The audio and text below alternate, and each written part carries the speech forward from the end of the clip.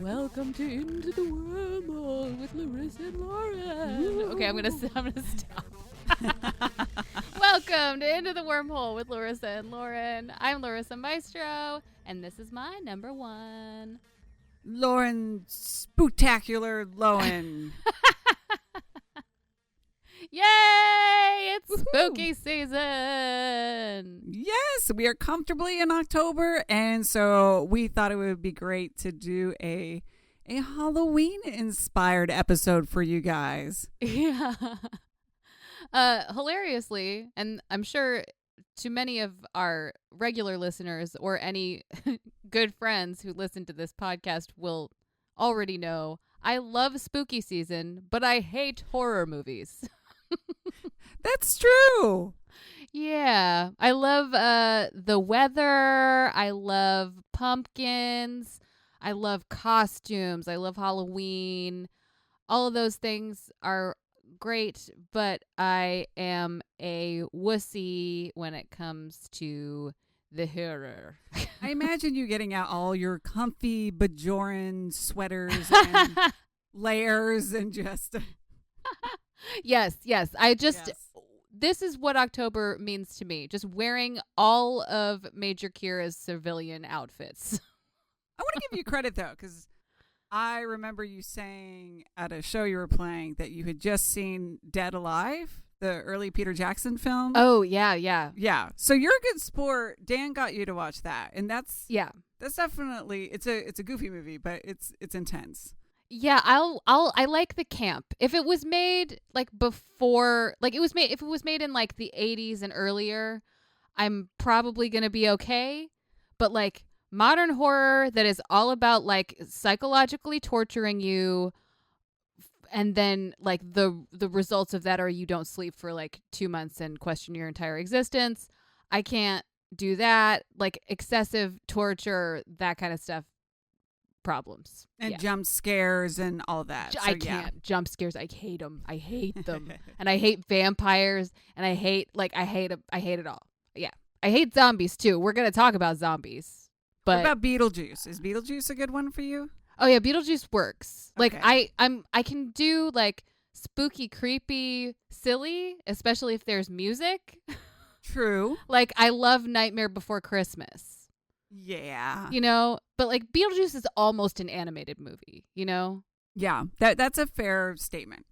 Yeah. So I can do that stuff. I'm probably with you on that. I can take a good, absurd horror film that's almost so violent. It's like cartoony and is more just, it's so out there you can't help but just sort of enjoy how, like loony it is. Yeah. But like your traditional kind of Halloween or what's the one with Jason? I don't. What are those called? Oh, is it? Right. Is that Halloween? That's Mike Myers. Oh, Nightmare on Elm Street. Isn't that Freddy? I don't know. Damn it! This is like showing our expertise on it. I think that conversation gives the listener an idea of our how far away we are. We're not interested. We're not interested. I was talking to Keith, and it got out that I've never seen Gremlins, the first one. I love the second one. Gremlins 2 is great. Yeah. First Gremlins kind of like it still scares me. So yeah. So like that's how like low my tolerance is. I probably would find it really goofy now. But, yes, you really would. I know. No, I have the same experience with like the Dark Crystal. Really? It scared the shit out of me as a child. So scary. Yeah. But 80s. right? The 80s. But actually one of the episodes we're going to talk about today is an episode that also scared the shit out of me as a child. There was like this episode, and there was an episode of MacGyver where like somebody falls into a pit of like flesh-eating ants, and like they get eaten up, and like you just see their glasses fall into the ants. That's something that like it's very 80s, and it's something I remember very clearly. And then this episode of Star Trek: The Next Generation, Night Terrors, it scared me so so much. Scared me so much. Like, had nightmares about that one scene that we'll talk about with Beverly. But like, oh my God. So scary.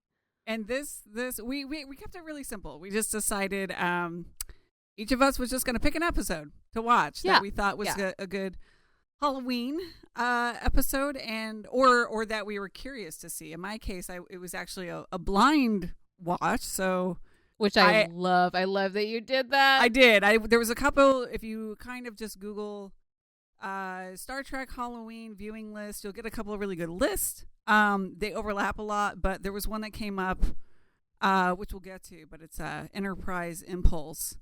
And it just said Vulcan Zombies. And I'm like, sold. I don't even want to know or preview. I just want to go in. That's what I'm picking. And we'll just see how it is. So I think we have very different ways of getting to our episodes. Right, we're just like, and go. And I was like, but I have a list. And then I was like, ooh, this one is a connection to my childhood. I think that's good. I mean, I went through the curated Halloween Star Trek list. Yeah. And the ones that you were considering were they all on that list. They were on the list. We just haven't we've talked about Enterprise. We just haven't given a lot of love to Enterprise. Yeah. So that's why this time I was like, you know what? This one sounds appropriate. And we really haven't talked about a specific Enterprise episode. So it just seemed like it was time to throw it a bone. Yeah, I love that a lot.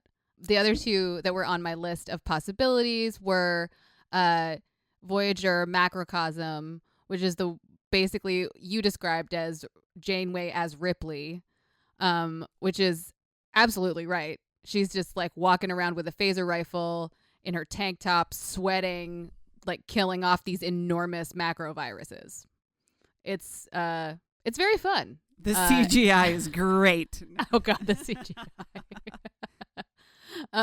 It's a fun episode though. It's fun to see Janeway just being a badass for a whole episode. And then the other one was DS9 Empok Nor, and that's the one where Garrick goes crazy and tries to murder everyone. Yeah, which is also, I think, another good Halloween one. Probably a little Andrew too Robinson. similar. If there was a king of Halloween of Star Trek, it would be Andrew Robinson. Or maybe Jeffrey Combs. Oh, Jeffrey Combs has been in a lot of stuff. That is a lot of very true. Crazy stuff. He even did like a one-man Edgar Allan Poe thing not that long ago.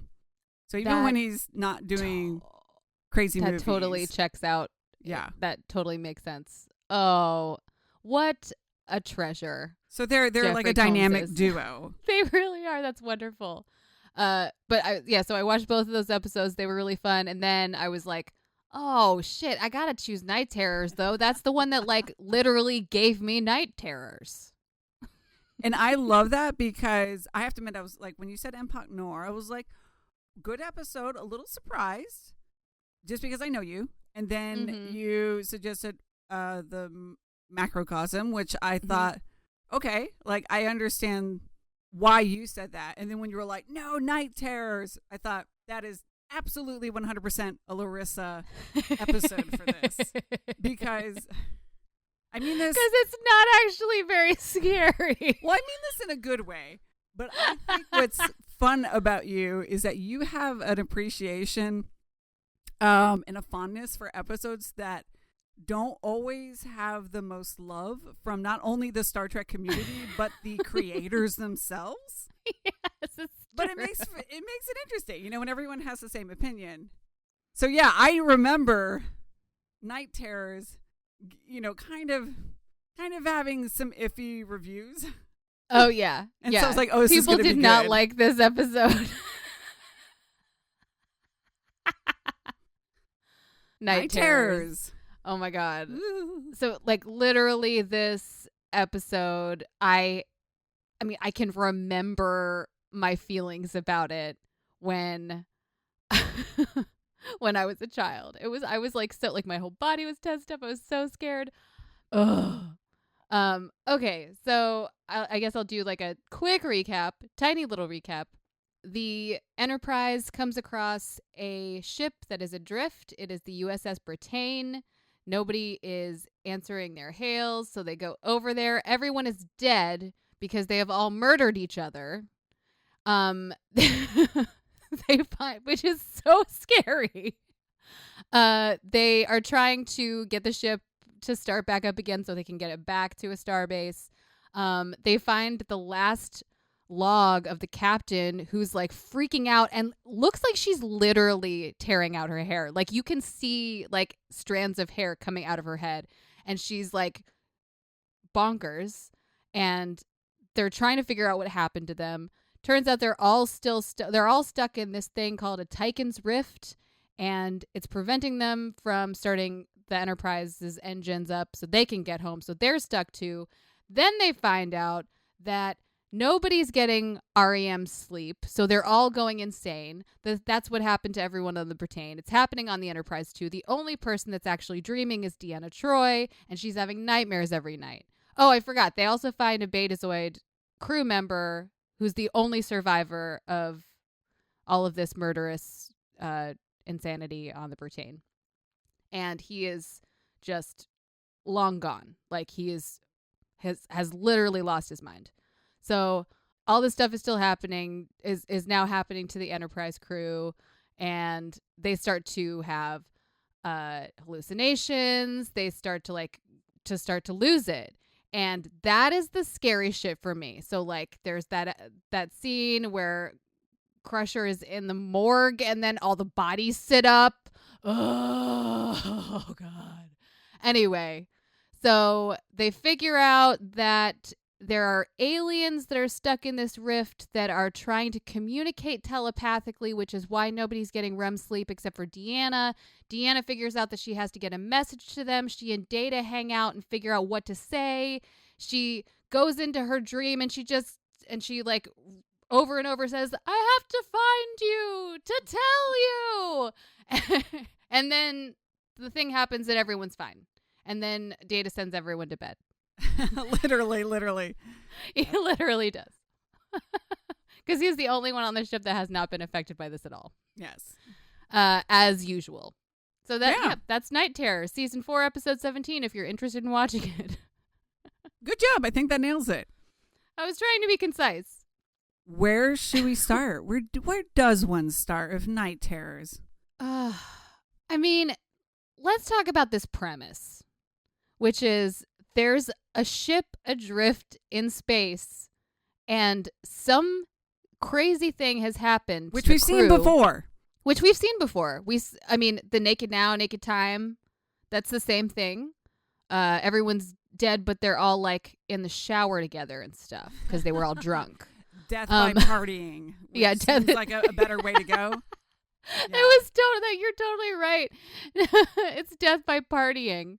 But this is like super creepy to go to like beam onto a ship and it's like dark and not how it should be and nothing's running properly, and then you find out that everyone murdered each other and you don't know why.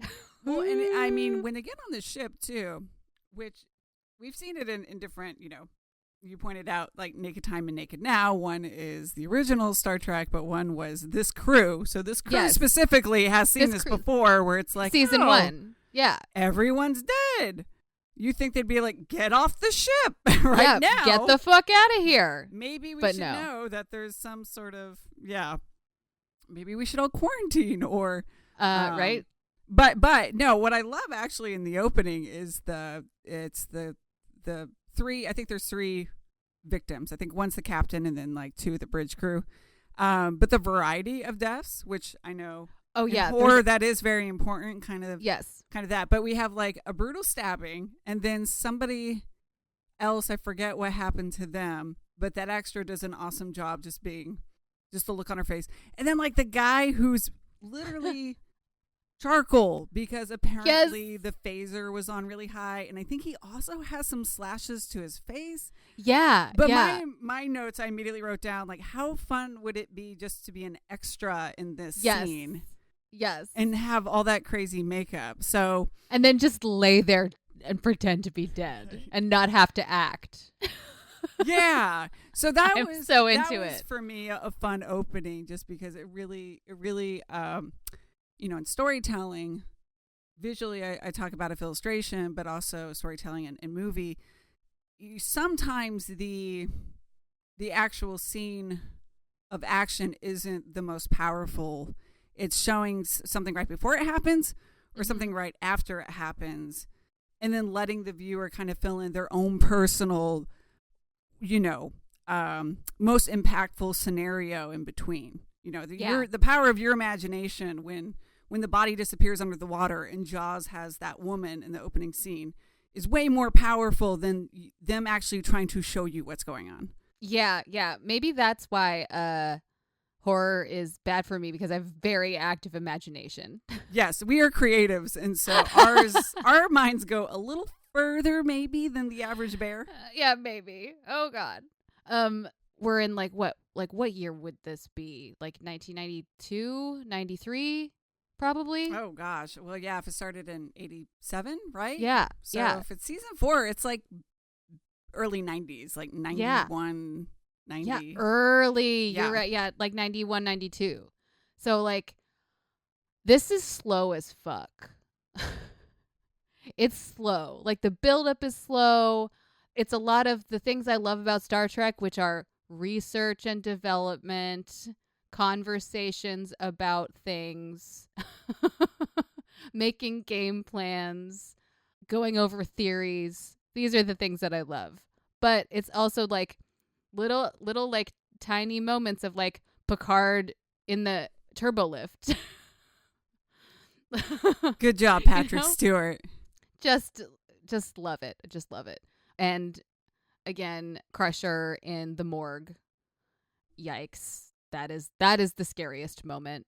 Scariest moment. I think it's safe to say that is the most iconic scene from this episode. Is people, even if they don't remember it, they see an image of Crusher with all the bodies that have popped up in the makeshift morgue of the other crew with the sheet still on them. And that's a very iconic moment. Gates is so good in that scene. Ugh. Yeah, and I feel like there's two things people either remember. Either they remember how legitimately creepy the Crusher scene is with all the dead bodies sitting up, or they remember Troi flying around in the green cloud dreamscape, and that not being such a fond, lasting impression that they remember. Yeah, I mean, it's not that good. I read a little bit about filming of it. Apparently, Marina Sirtis really did not enjoy filming those parts. I don't blame her. I mean, she's probably in a harness, hanging from the ceiling, just screaming, "Where are you? I have to find you!" for hours. For literal hours. Right. It's that wasn't that successful. They could have been more creative in there. It sounds like the voice sounds like the voice of Sauron in Lord of the Rings. I was gonna say the Star Trek, the original cast when they meet God. I'm throwing up some air quotes. Yeah. But yeah, one of those very Zeus or Zool. If only. It really just it's that low, deep, growly, big, reverberating kind of voice. Yes. Yeah.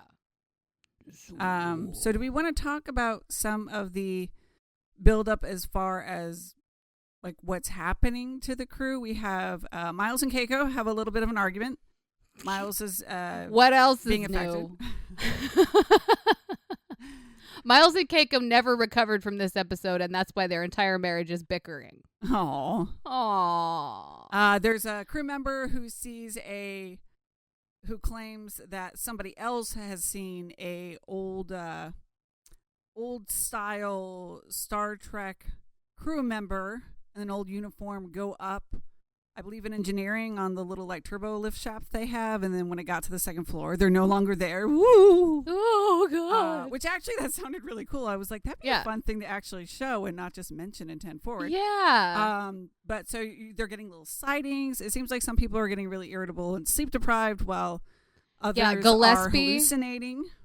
That guy Gillespie, who's just starting fights like an asshole in 10 forward, and Guinan has to put him in his place with her special blaster, her special blaster thing, which I love. We don't want to see setting number 2. Well, I love it because Guinan knows when to listen and when to fire a warning shot. Yeah, it's pretty perfect. Oh yeah, and then can we talk about this? Worf tries to commit suicide, but he already has like a little table set up for his suicide. Like he has like a special suicide station. Suicide station. That's what I wrote in my notes. This is my suicide station, in case I become weak for any reason. Yeah, I feel like I'm going to call it a ceremonial knife. I know there's somebody out there who probably knows all about it and what it's called. The knife is called. It's just used for like various things. Okay, know? I was like, excuse me, Worf, are you just like ready at any time to commit suicide? It's just like that's a Klingon prop. They use it from everything from like I feel like slashing their hands for a ceremony. I don't know, making dinner. Yeah, there's a lot of things.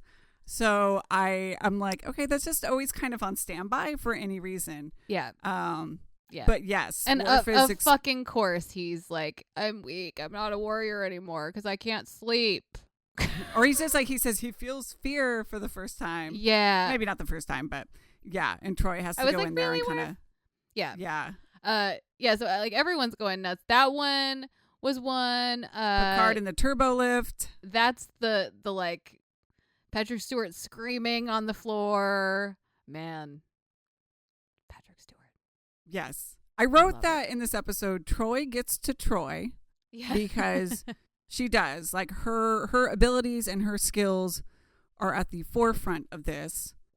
Yeah, she's the hero of this and then I episode, also wrote that Patrick Stewart gets to Patrick Stewart. Yes, he does. And it's very deliberate that one's the character, Troi, and then the second one, Patrick Stewart gets to Patrick Stewart because he's all in it in this scene. Yeah. Where he thinks the turbo lift is like shrinking in on him. Yeah. And then there's another great scene where I guess he's talking to Data and kind of talking about how he saw his grandfather sort of lose his agency and over the years, and how his grandfather couldn't even walk home when he was in his frailest state, and just the idea of someone losing their I don't say like losing someone their mind, experiencing dementia. Exactly. Yeah. And so he has a scene with Data, and that's another one I felt like Patrick Stewart gets to Patrick Stewart. Yes.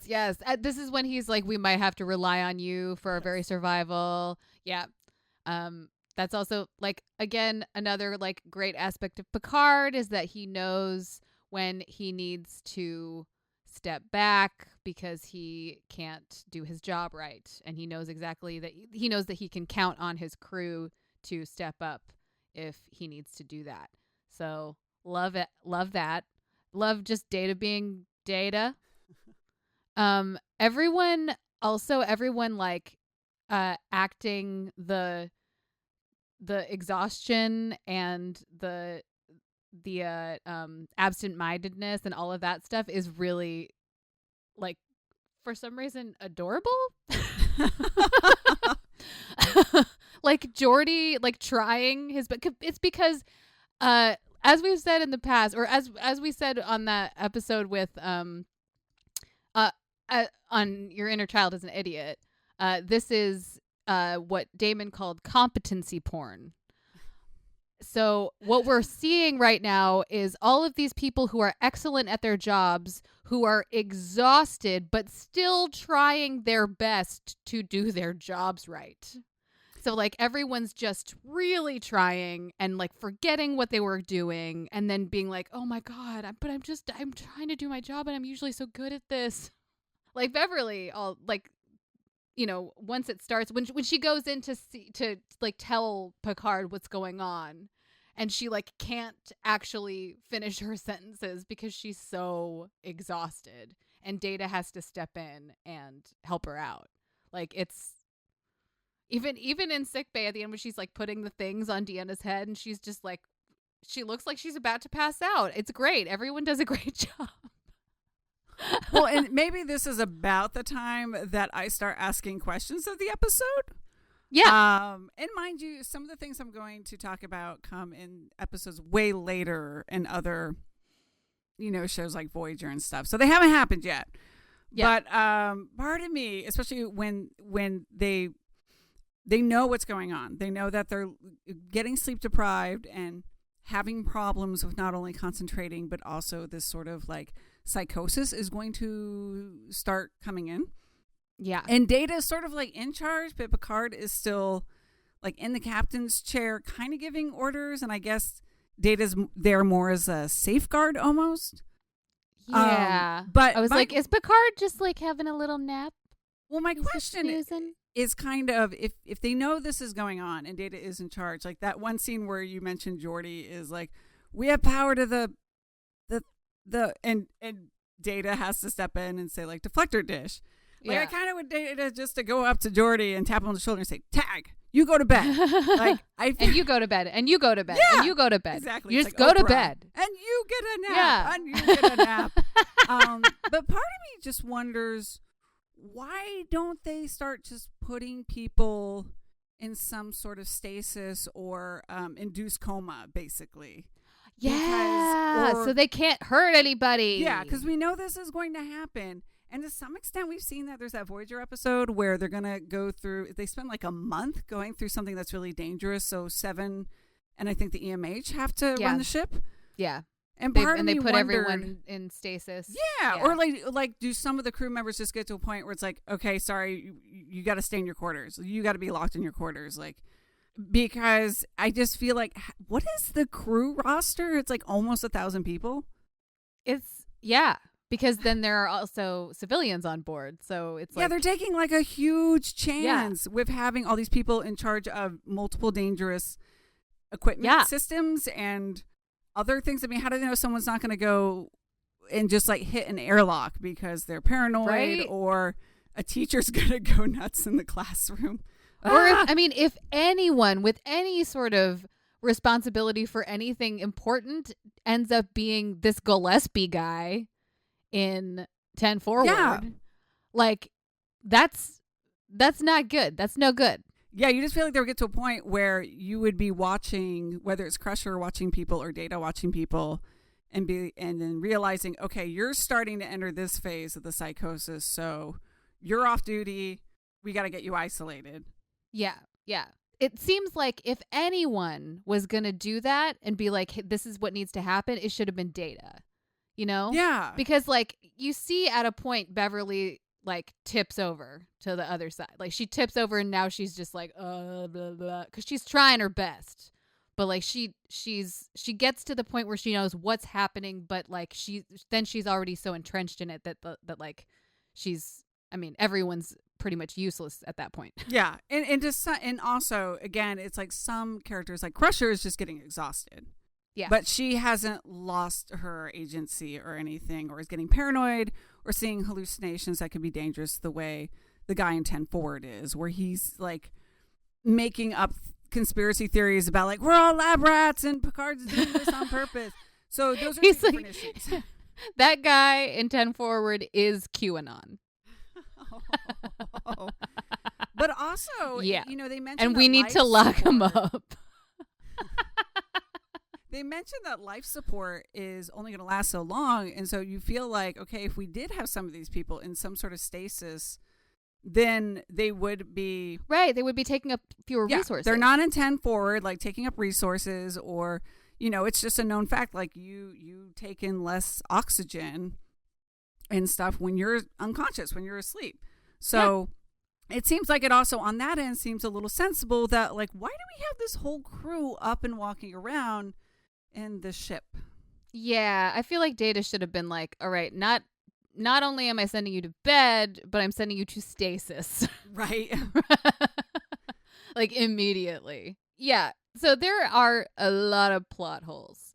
I do want to say that the one scene, the cute little scene with Troi and Data when they're trying to figure out what message to send the aliens, I fucking love that scene. It's also like obviously not scary in any way. It's such a, like, of course Larissa likes this scene because it's like two people with like very different backgrounds working together to solve a problem. And they're using the things that they're really good at, and because they work together, they're able to solve the problem. No, it's very nice actually how, like, at the beginning it's kind of like a Troi Crusher team. Yeah, you but know? then Crusher, yeah. And then as Crusher becomes a little bit more susceptible to everything going on, then it's Troi and Data. And so you kind of have this wonderful team of the mind dynamic, medicine, and Data as the tech. And that seems like a Star Trek thing, right? Oh, like, yeah, absolutely. Absolutely. Totally. It's really cute to like see Data being like, can we send them the entire database? Deanna Troi, could you remember all of the elements and communicate all of these to the aliens within the span of 15 seconds? And she's like, absolutely not. What is wrong with you? It's very cute. She's like, no, Data. No, Data. And also it's like that little moment, I'm like, oh, that's Marina right there being like, no. Rolling her eyes and being like, no, I don't have patience for this. That's fun. So anyway, yeah, it's not very scary. The premise is scary. But I was gonna ask if this is creepy enough, if this is spooky enough. It's spooky. I think it's spooky, but it's not scary. Like if there was more like exploring the Britain and like walking around and seeing more dead people like creepy dead people, then maybe yes. And if they were gathering information that way instead of Crusher being like, I think I figured it out in my own lab in my comfortable like Hilton lobby of a medical bay with all the lights on, right? I don't know. Have you watched you're into Firefly, right? I have seen Firefly with Keith. It has been a long time. We're talking almost 8 to 10 years. So there's the zombie things in Firefly, the Reavers. Yeah. That like invade ships and like kill everyone, and then like they string them all up in a like They're blob like, together. Are they cannibals or do they just kind of. Yeah. But like there are a lot of scenes in which they like get to a ship where the Reavers have just like killed everyone, and they're like walking onto the ship. It feels like it's abandoned, but then they're like, oh, there's like a huge just like ball of dead bodies hanging from the ceiling. Yeah. Yeah. Like that kind of thing is like some horror shit, like where it's like quiet and like maybe like tiny little music, and then it's like and a bunch of blood, and they have to figure out what the fuck happened. That if they had spent more time on the Britain, I think we would qualify more as but this is more of like a mystery episode. I think that's safe to say. It's like, it's kind of like a hybrid mystery with a little horror in there, influences, little dashes. Yeah, it's a recipe. Yes, it is true. It's many things. Yeah, it's light on the salt. Yeah, it's light on the horror, but has some spook. I would say like this qualifies as spooky just for that one scene with Crusher in the morgue. Yeah. It's funny when you mentioned the Firefly scene of like they go on the ship and there's like a ball of dead bodies. And I'm thinking, TNG equivalent is like, oh my God, we went into the conference room and there's a stack of chairs. How frightening. Oh my God, that's hilarious. Yeah. So I feel like the tone of it though is very Spooktober. The music is really good. There's a lot of false harmonics in the violins, like high, like like slidey stuff. There's this really cool melodic figure that comes back over and over, that thing. That's very nice. I'm a fan. I like it. So like in general, like this on in the background of a Halloween party, yes, it works. Yeah, so I would put the stamp on this one as spooky light. And if you want to do, like I said, if you kind of just want like a little spook influence, if you're looking for something that's, no pun intended, a little sleepier that you can have on in the background. If you're like me and you don't want to see people get tortured and bloody, this is the kind of light spookiness that I can get behind. Yeah. This is Larissa spook level. Yes. Okay, so here we go. My pick. Lauren's pick. Let's see. Impulse. This is Enterprise Season 3, Episode 5. And this is one where, again, it popped up on a few Halloween lists if you looked online for Star Trek. And I really just was like, you know what?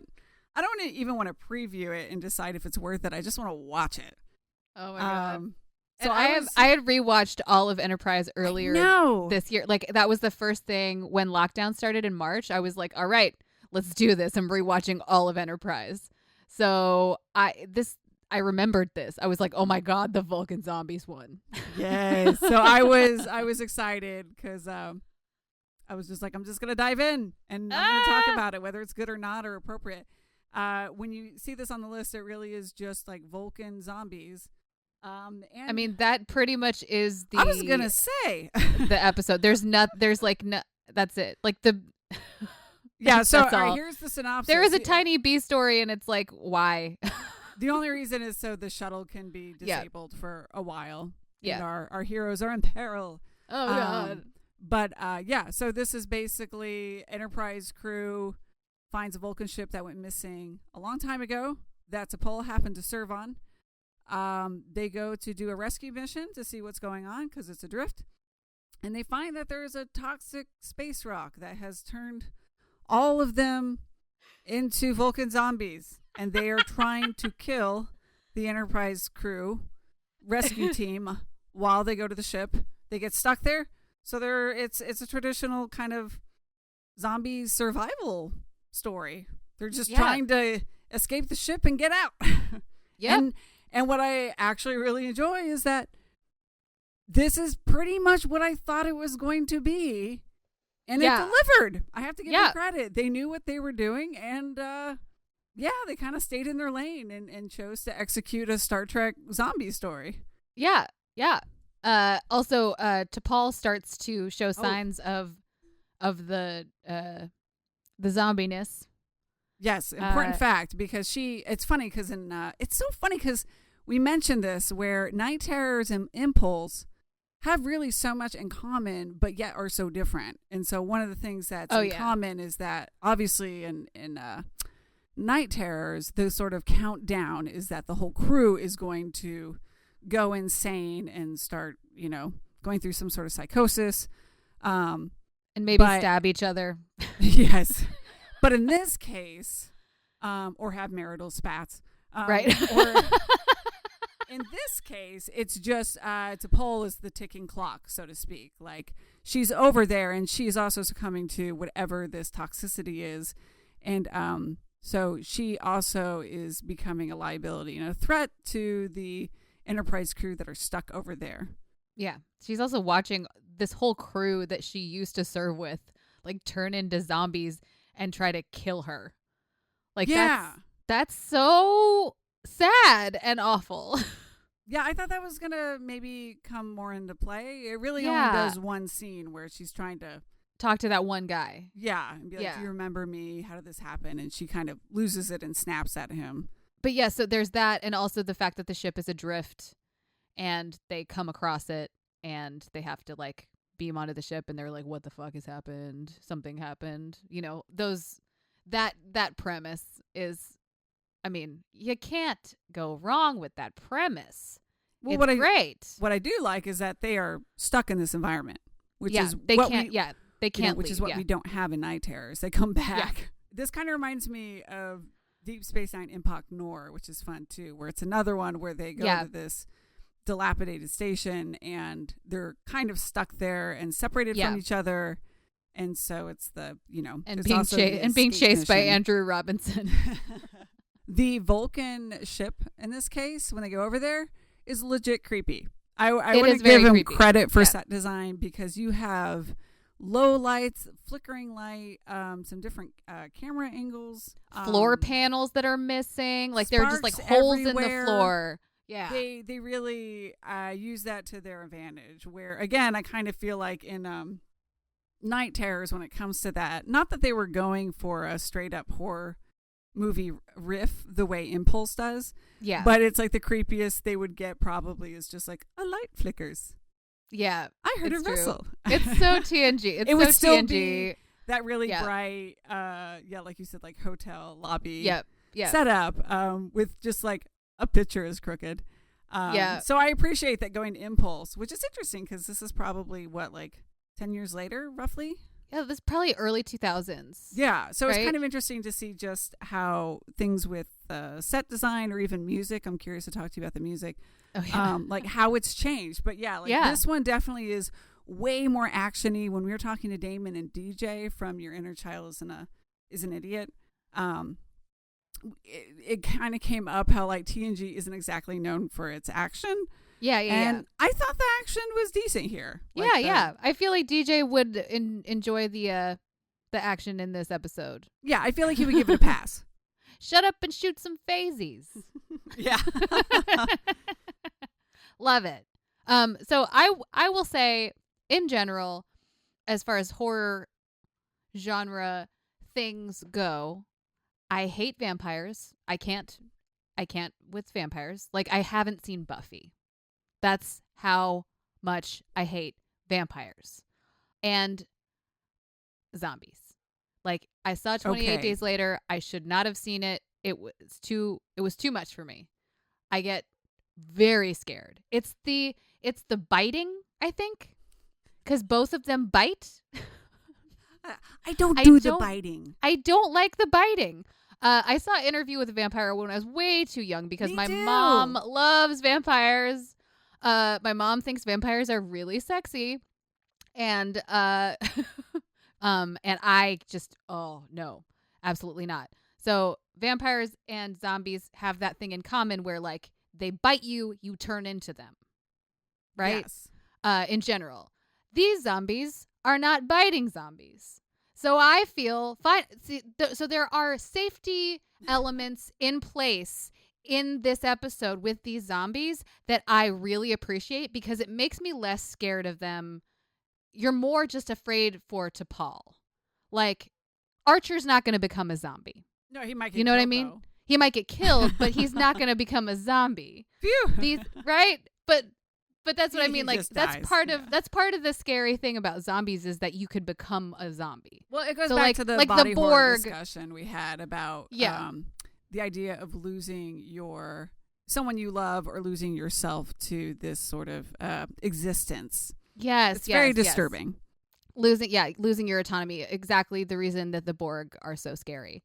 So because of that, I am not as like worked up about this style of zombie, but it does like suspend my disbelief like within the Star Trek universe in a lot of ways.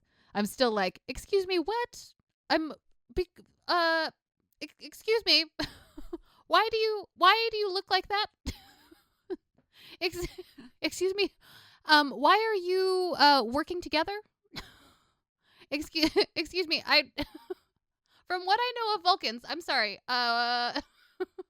But yes, Miss Maestro, what is it? I know. I'm just, but like if I'm watching this just like this is going to be a fun episode with zombies in it and there's going to be some action and maybe I can just ignore all the stuff with Trip on the asteroid and whatever.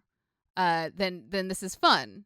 But if I think about it as a Star Trek fan, I'm like, what the fuck, you guys? What? I'm like, you're going to take the oldest alien that we know the most things about, and you're going to make them into zombies and not really explain anything about it. That doesn't. Well, and I feel like that's kind of the fun, is that it is such an iconic, especially not only an iconic, but I mean, first of all, I guess it made sense because you kind of want a known character, and the Vulcans and T'Pol.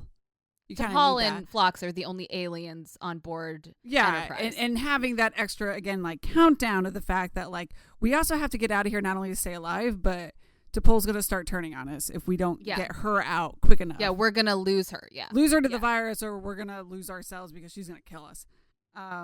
So there is that. It's funny because I know in your notes, you're like, wait, the zombies are kind of working together. They're not. But they're not. But but it's not like night terrors where they're just going kind of psychosis and going on each other. I think classic zombies just they don't necessarily work together, but they don't go after each other because they're not each other's food source. Yeah, here's the thing. That's the thing. It's you take away the biting, and then them going after everyone who's not a zombie doesn't make sense anymore. That's a good point. So there could have been another layer to these zombies to make them even more specifically like they could still be zombie like, yes, but to make them more like this is what a Vulcan zombie is like, not like these are Vulcans that are now just like classic zombies. Does that make sense? Yeah, I'm trying to remember 28 Days Later because it's the rage virus. Yeah, they kind of try to spin it a little bit. I'm trying to remember. But it's still like transmitted by fluids, though, isn't it? I think it is still because there's some good scenes with that. So, but I'm trying to remember if they had the mentality of just I have to spread this to the uninfected, but they're not. Want to eat their faces. Yeah, but you're right. Like in this case, it is weird. There's that one scene. It kind of hits you when there's like the one male and female Vulcan, and they appear to be basically strategizing against the Enterprise crew, right? And they trick them into getting stuck behind a door, right? So I'm like, so they're still using logic, though. Yeah, so it does suggest some planning. Well, then also it's the idea that T'Pol mentions like, oh, we weren't always this logical. We learned how to suppress our emotions. So, but I love it. I love it, by the way, because it used to just be that Vulcans were much more emotional, but she says paranoia and homicidal rage were quite common. And I'm thinking, I don't remember hearing it exactly put that way in other versions of Star Trek. That seems a little extreme. I'm like, did Sarek ever bring that up? Yeah, it's like I know they were more emotional and could be violent, but she makes it sound like it was just like a cluster of people just like, just going after each other. Just destroying each other. I would have liked to have seen more just like emotional breakdown from her rather than just like getting annoyed and like upset and sweaty. Like it would have been interesting to me to like see her like get sad seeing her former crew this way. Yeah, like and it would be interesting too since she's supposed to be losing her ability to get emotions and under control. Yeah, she would start going through that. Yeah. Like that it wouldn't just be like her being like, "What?"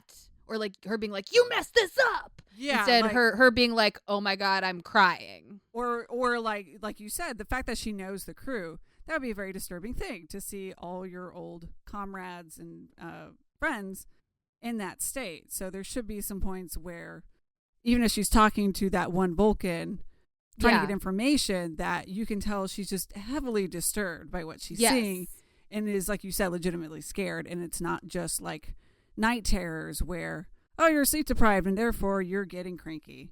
Yeah, exactly. Also, like, P.S. did not understand, like, why their face would be a thing if it's, like, their exposure to this element is the thing that makes their brain, it's a neurotoxin, so it makes their brain go nuts. But, like, why would it affect their skin?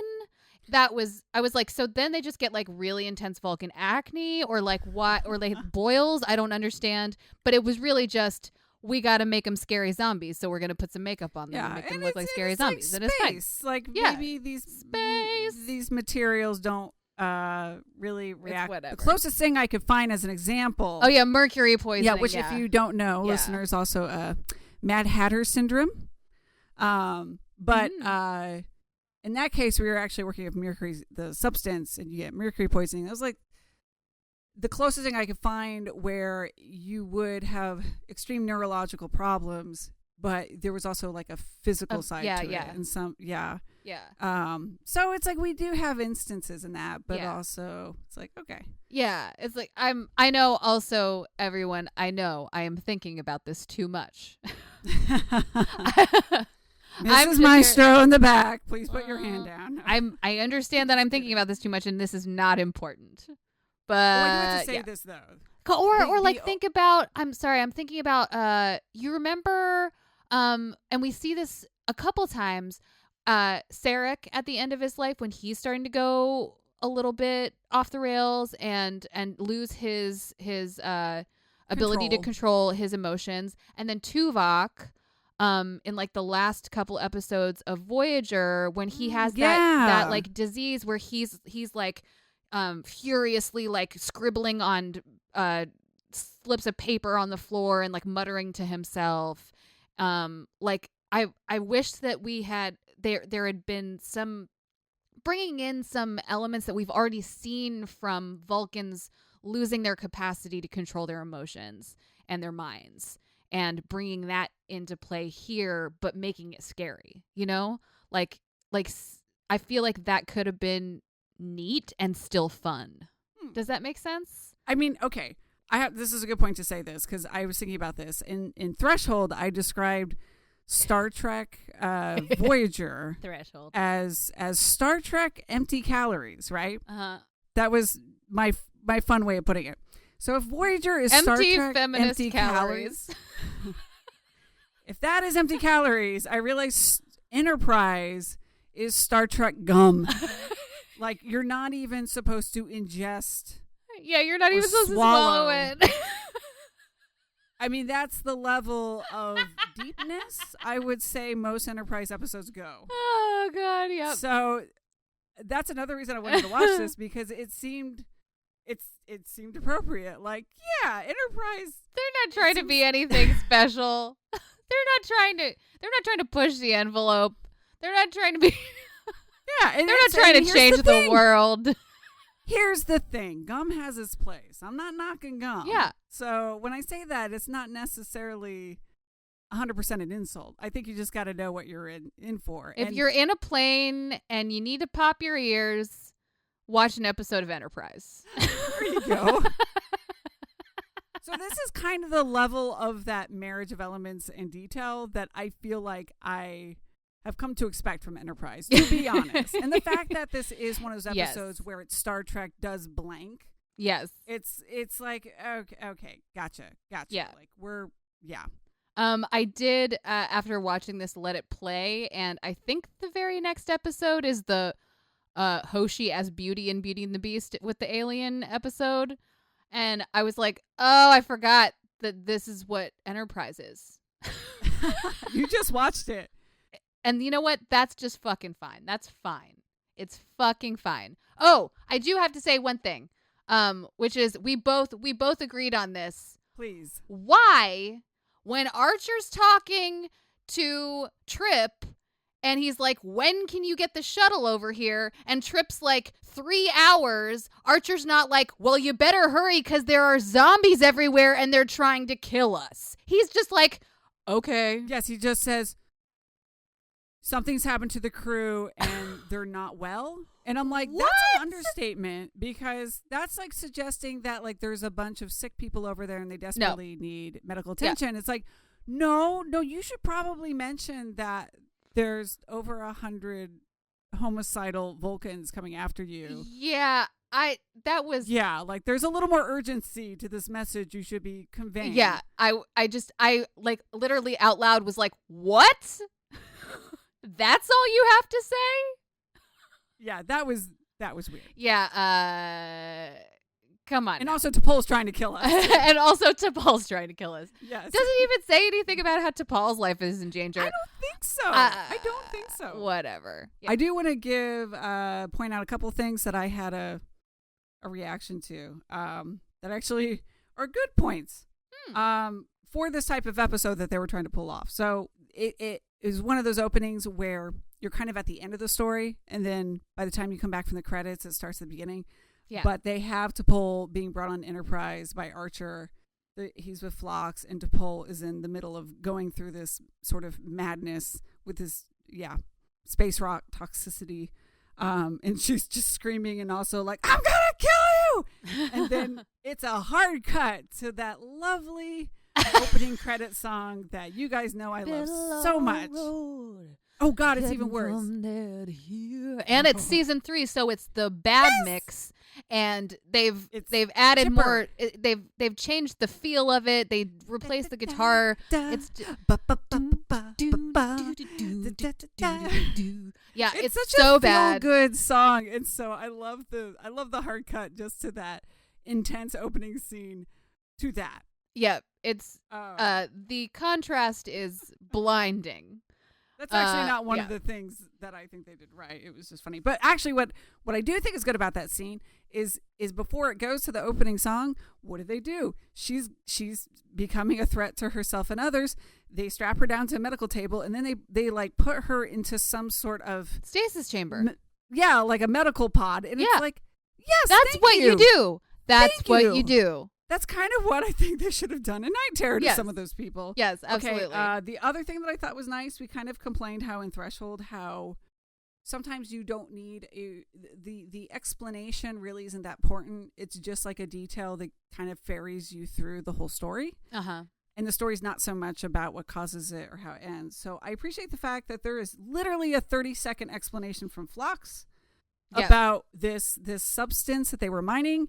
And it had this horrible effect on them. That's all we need. Great. That's all. Yeah, that's it. That's all. Thank you. Yeah. Moving on. On TNG, they would have talked about that for like half the episode. Yes. And then on top of it, the fact that they just make the call to say, you can't save the crew. Like, we can't find a solution, or they're too far gone. And that's great because we talked about that too. How sometimes it's just space is scary shit. And there's not always a solution. Space, am I right? Space, am I right?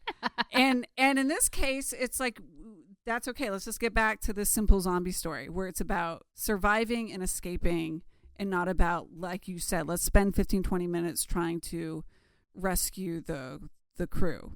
Yeah, they're just gone. They're zombies. Yeah. So I thought those were good points for what they were trying to execute.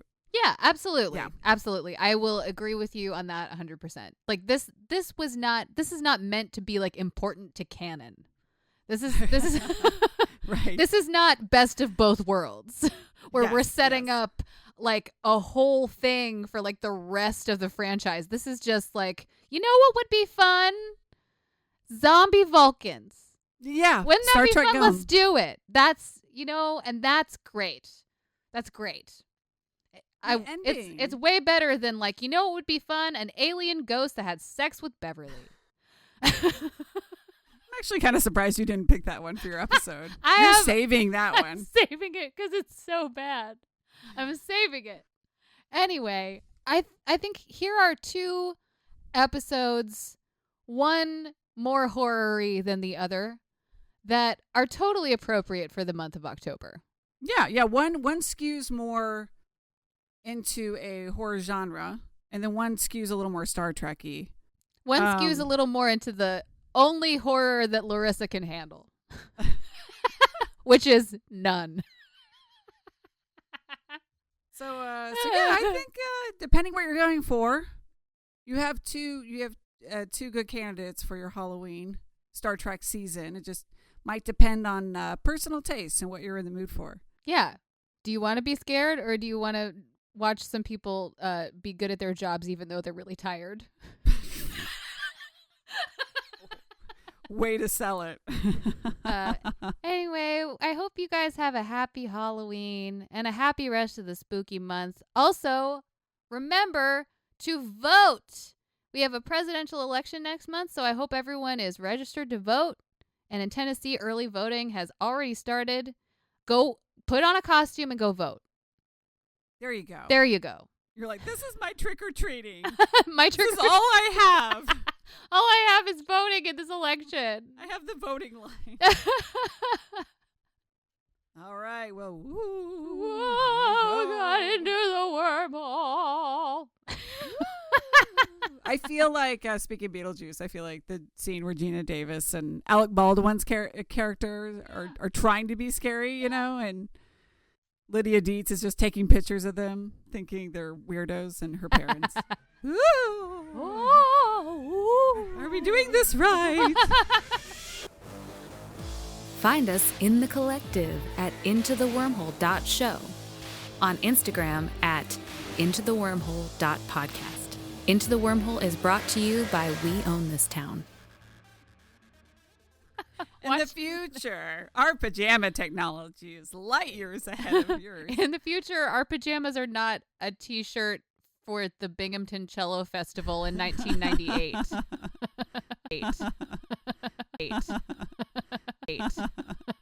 Eight.